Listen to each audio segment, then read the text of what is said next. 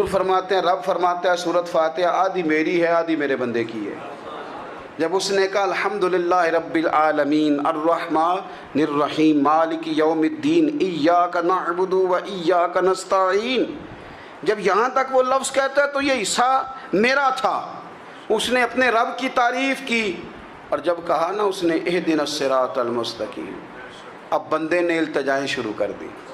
اس نے کہا کہ مالک بھی تو ہے، رحمان بھی تو ہے، رحیم بھی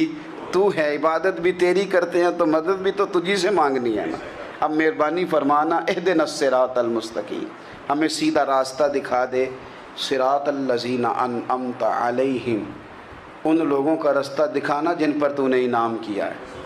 غیر المغضوب علیہم ولا الضالین، ان کے راستے پہ نہ چلانا جن پر تیرا غضب ہوا، جو گمراہ ہو گئے ان کے راستے۔ تو نماز میں جب ترجمے پر آپ